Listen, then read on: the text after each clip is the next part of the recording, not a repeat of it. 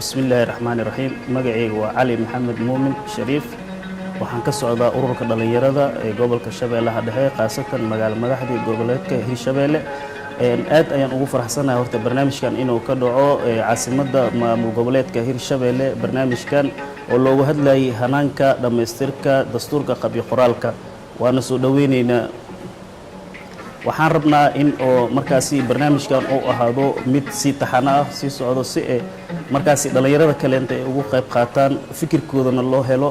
dad badan oo ka mid ahna reer Hirshabeelle inay noqdaan kuwa markaas maxaa la yiraahdaa ka qayb qaato inay dhameystiraan qabyo qoraalka dastuurka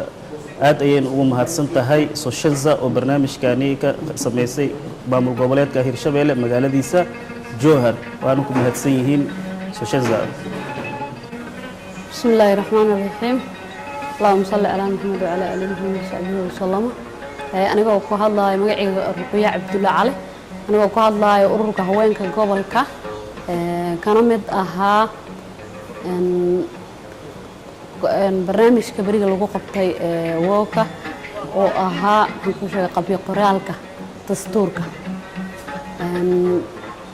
ما شاء الله أد وحكى قيب قاعدتي وحياة بدن قبتي Soshanza ka qayb qaadatay ururada bulshada rayidka iyadoo la isku keenay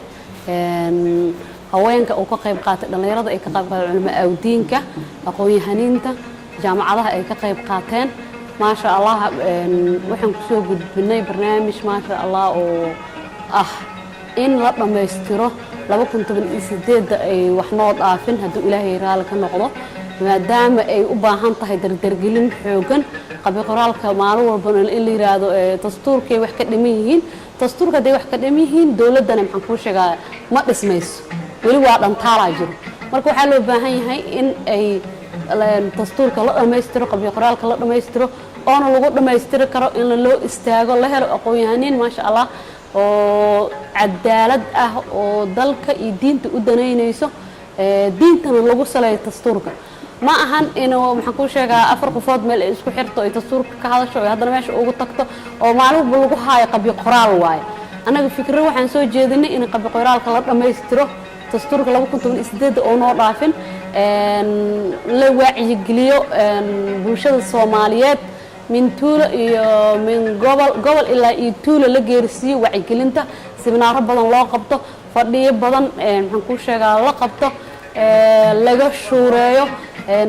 إلا إيه محنكون شيء aqoon-yahaniinta إلا إيه متك ميجي جوجو إن هرت اللي فهم سير دستورك وحويه مقعي وأحمد علي بيري كنا الدقمة الجوهر عاصمة مع مقابلات هيرشبيله هل كان مانت واحد السوري مدي إن لو واحد قبي قرار كدستورك إن مدانا سوق بيعهاي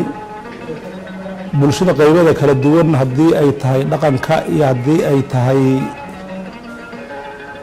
wali waxaan ku bilaabaa waxaan ku hadlaa magaca dhaqan gobolka Shabeellaha Dhexe degmada Jowhar ku hadlaa waxa meesha maanta looga hadlayo qabyo qoraalka dastuurka sidii oo u dhameystirmi lahaa bulshada reerka qaybada kala duwan hadii ay tahay dhaqanka hadii ay tahay cilmiga diinka hadii ay tahay jaamacadaha hadii ay tahay ururada dhalinyarada hadii ay tahay ururada haweenka kulliga ka soo qayb galeen waxayna ka dhiibteen fikrado kala duwan hadii aan markaa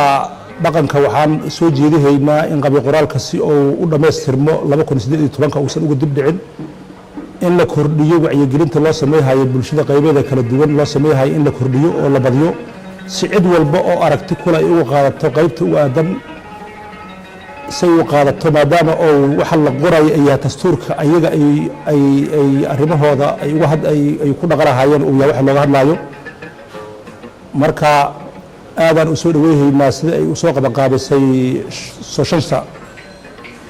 aadaan u soo dhaweeynaa waxaan kaloo tixgelinaynaa dalkan Soomaaliya ma aha dal cidla ma aha waa dal ay ku nool yihiin dad fara badan oo malaayiin aqoon-yahano badan leh haddii aan nahay odayaasha dhaqanka waxaan soo jeedihaynaa in aqoon-yahanada u dhalatay Soomaaliya iyadoo midab iyo nooc loo kala fiirin ku ugu aqoonta badan ugu xigmadda badan wadanimada ay ku jirto si daacadnimo ah ayagoo shariicada diinta islaamkana aan dhaafaynin si badan u fiiri karo in ayagaas loo aamino oo loo tala saaro bulshada qaybeeda kala duwanama waxay ku tara karto rali ay ku darato anigoo ah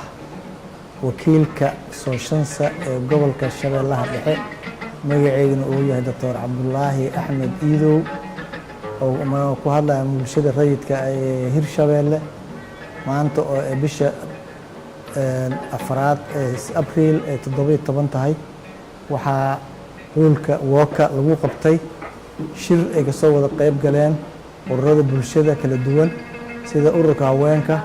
dhaqanka culamaa diinka dhalinyarada jaamacadaha iyo NGO-yada saa darteed waxaa looga hadlay qabyo qoraalka dastuurka oo muddo badan waddanka soo socday welina maalin walba la leeyahay waa qabyo saa darteed waxaa xuquuq ay u yeesheen maanta dadka ku dhaqan degmada Jowhar ee magaalo madaxda Hirshabeelle inay ayagana fikirkooda ka qaataan iyo way aragnimadooda waxayna ku taliyeen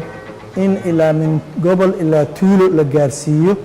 oo qof walba oo dadkana lagu gaarsiiyo wacyigelin tababaro oo laga dhaadhicinayo dastuur wuxuu yahay markii Soomaalida dastuur wuxuu yahay awal dad 4 qof oo 5 qof oo abukaatiyaal ama lawyers ah ayaa macnaha fikir ka dhiiban jirtay laakiin maanta alxamdulillah ururada bulshada oo dhan sidii ku midaysan yihiin ayaa ka qayb qaatay fikir fiican iyo warar fiican oo ka soo saareen iyo qodobo fiican oo mataqaana muxuu ahaa maasha Allah aadeen macnaha fikirkooda u dhiibteen kana presentation ka sameeyeen muxuu ahaay xogtina si fiican looga arooriyay maasha Allah waana lagu guuleystay haddii Ilaahay ku roon yahay inuu waddanka wax ka taro ama bulshada hadda maanta waxaa ka soo qayb gashay ilaa 55 qofood inta kale magaalada sii gaarsiin karaan ka sii badan macnaha waxay qof walba ay ogaanaysaa inay xaq ku leedahay waddanka inay fikirkeeda ka dhiiban karto inay xuquuqdeeda ay ku leedahay waddanka inay dastuurku wuxuu yahay ay fahamto dastuurku wuxuu yahay inay fikir ka dhiibato aaraahdeeda iyo waxay contributionkeeda ay ku darsatay marka alxamdulillah successful noqday waana mahadsantihiin